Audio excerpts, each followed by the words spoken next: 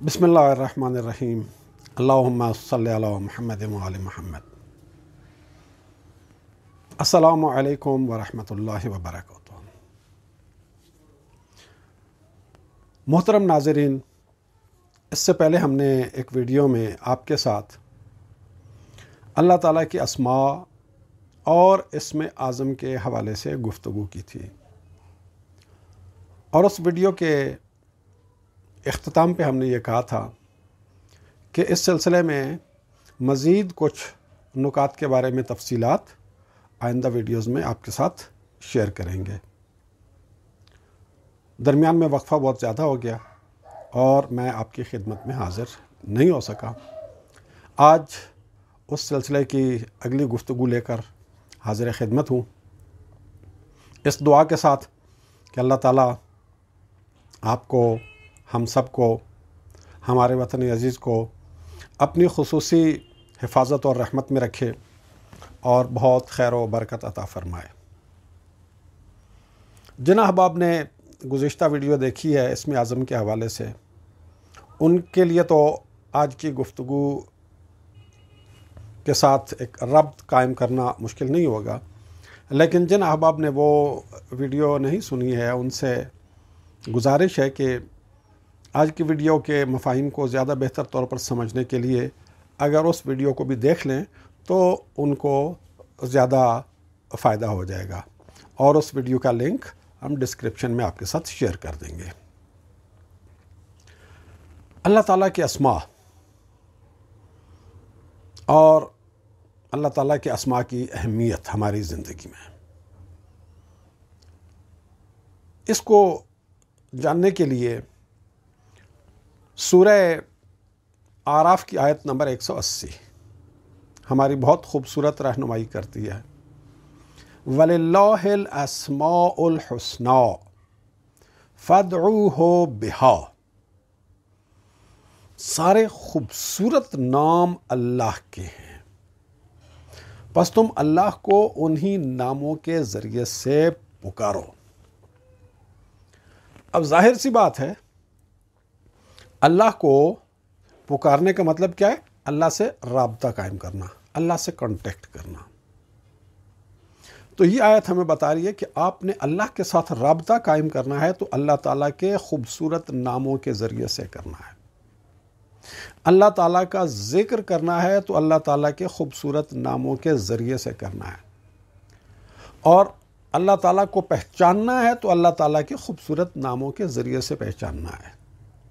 ایک بات اچھی طرح سے ہمیں پیش نظر رکھنی چاہیے کہ ہم اللہ تعالیٰ کے خوبصورت ناموں اسماء حسنہ کے بغیر نہ اسے پہچان سکتے ہیں، نہ اس سے کسی قسم کا رابطہ قائم کر سکتے ہیں، اور نہ ہی ان کے بغیر اللہ تعالیٰ کی عبادت کر سکتے ہیں۔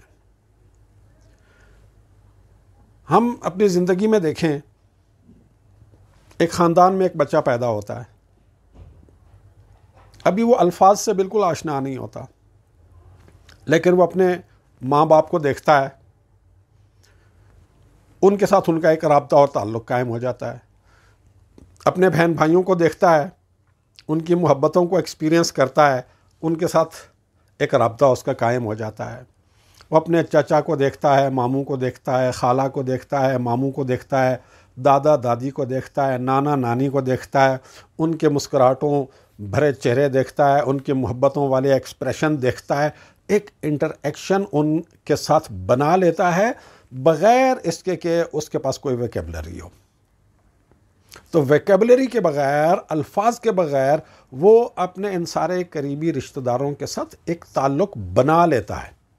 پھر بڑا ہوتا ہے، جب ویکیبلری اس کی بننے لگتی ہے تو پھر اس کو بتایا جاتا ہے یہ ابا ہیں، یہ اماں ہیں، یہ بھائی ہے، یہ بہن ہے، یہ دادا ہیں، یہ دادی ہیں، یہ نانا ہے، یہ نانی ہیں، یہ چچا ہیں، یہ ماموں ہیں، یہ خالہ ہیں، یہ پھپھو ہیں، اور اسی طرح سے سارے۔ تو ریلیشن شپ پہلے بن چکا ہوتا ہے، بعد میں ہم ویکیبلری دیتے ہیں، لیکن اللہ تعالیٰ کے ساتھ ہم بغیر اس کے اسماء کے کوئی اس کو پہچان ہی نہیں سکتے ہیں، اس کے ساتھ کوئی رابطہ ہی قائم نہیں کر سکتے ہیں۔ تو ہمیں اللہ تعالیٰ کو پہچاننے کے لیے، اللہ تعالیٰ سے رابطہ قائم کرنے کے لیے اللہ تعالیٰ کے اسماء حسنہ کے ذریعے سے آگے بڑھنا ہوتا ہے۔ ہمارا اللہ تعالیٰ کے ساتھ جو تعلق ہے وہ بنیادی طور پر بندگی کا تعلق ہے۔ وہ رب ہے، معبود ہے، ہم اس کے بندے ہیں اور ہم نے اس کی عبادت کرنی ہے۔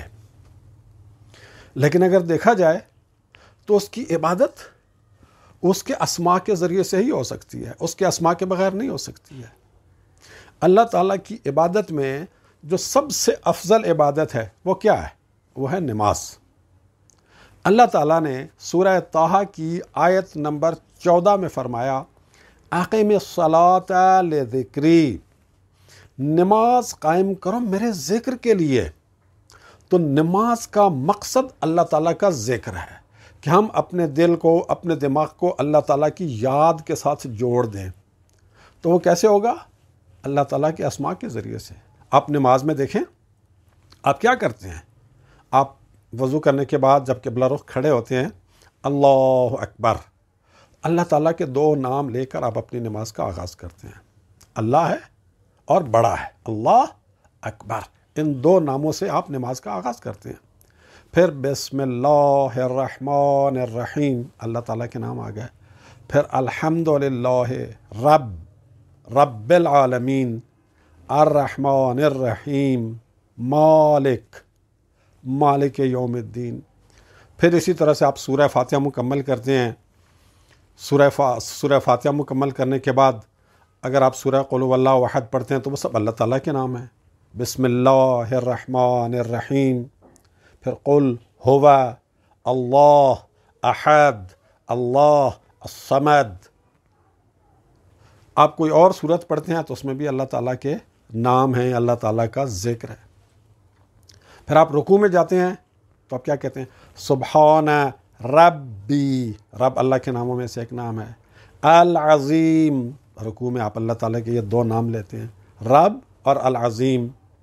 پھر آپ رکوع میں جاتے ہیں، رکوع سے اٹھتے ہیں، رکوع سے اٹھنے کے بعد آپ سجدے میں جاتے ہیں، سبحان ربی الاعلی، تو رب پھر اس کا نام ہے، الاعلی پھر اس کا نام ہے۔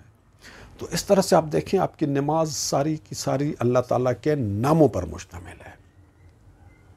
اقیم الصلاۃ لذکری، نماز قائم کرو میرے ذکر کے لیے۔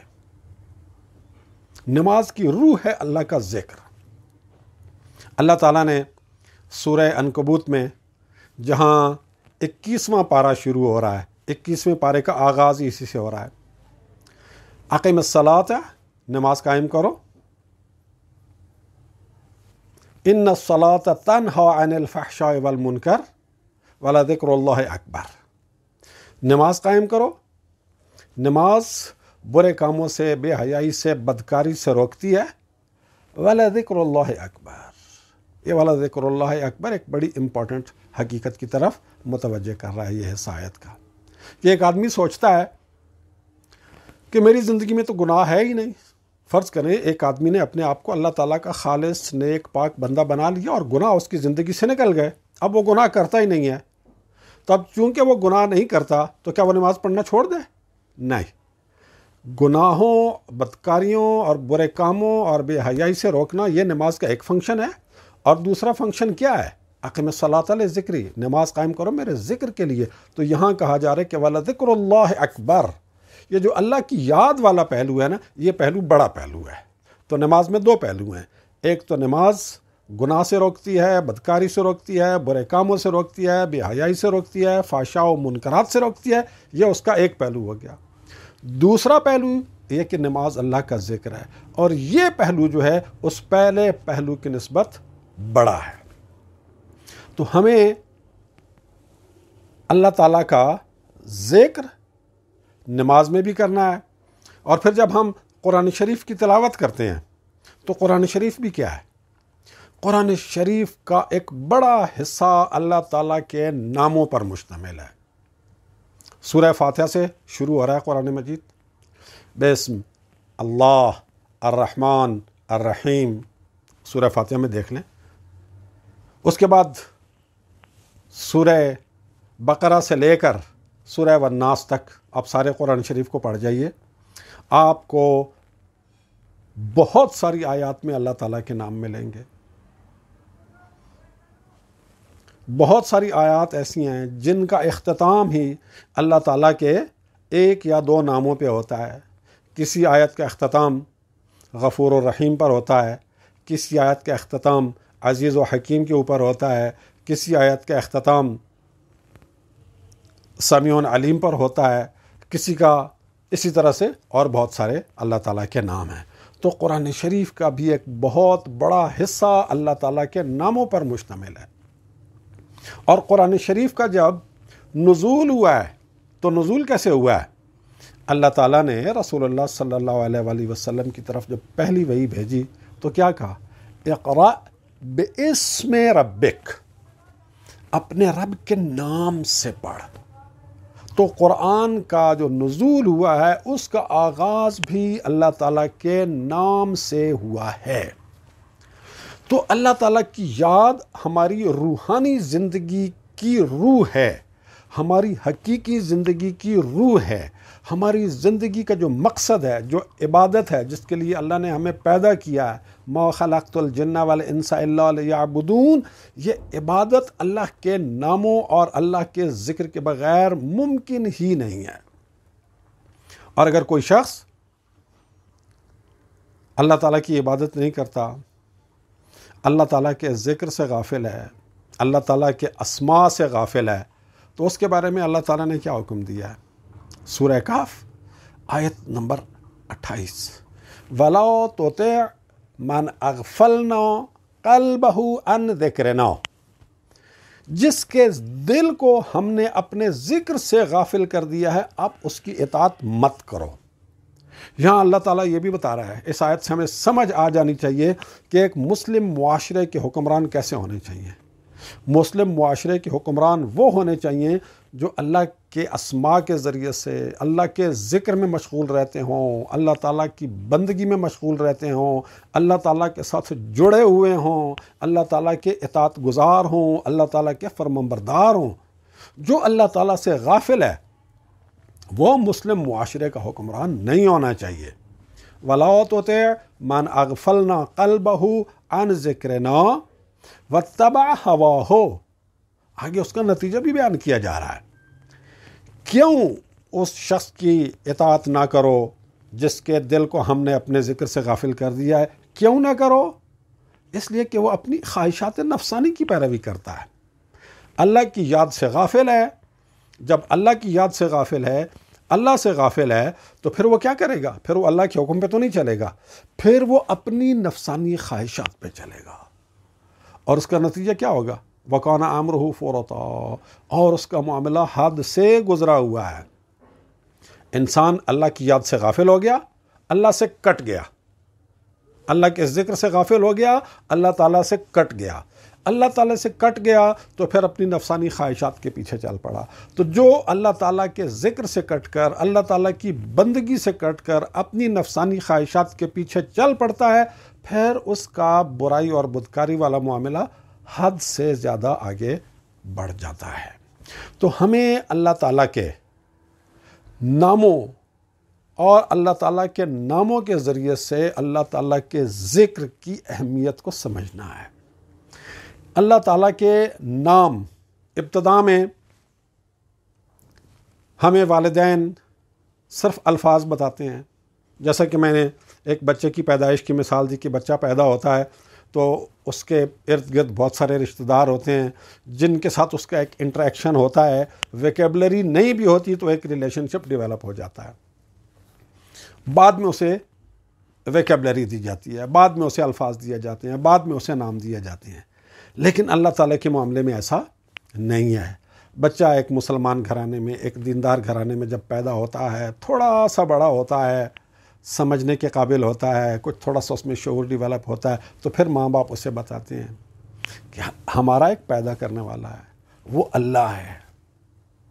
اسے پتہ چل جاتا ہے کہ میں خود سے نہیں آیا ہوں، مجھے کسی نے پیدا کیا ہے اور میرے پیدا کرنے والے کا نام اللہ ہے. وہ ہم پر بہت رحم کرتا ہے.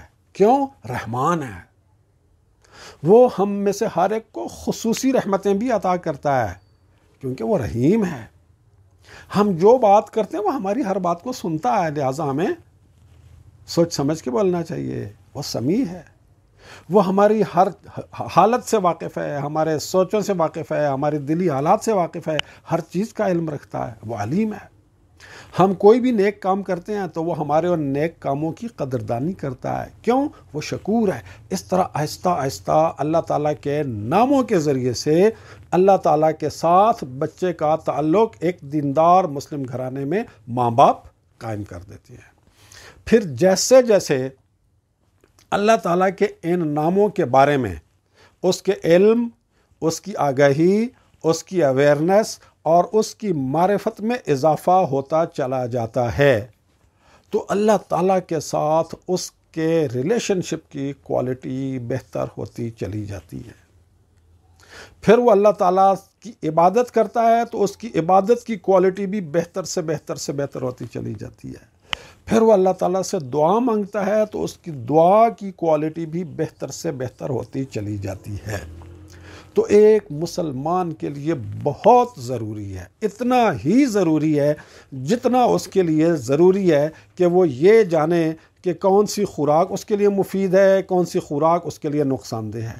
وہ مفید خوراک کو استعمال کرتا ہے، نقصان دہ خوراک سے اجتناب کرتا ہے. بالکل اتنا ہی بلکہ اس سے بھی زیادہ ضروری ہے انسان کے لیے، ایک مسلمان کے لیے، کہ وہ اللہ تعالیٰ کے اسماء کو جانے، اللہ تعالیٰ کے ناموں کو جانے.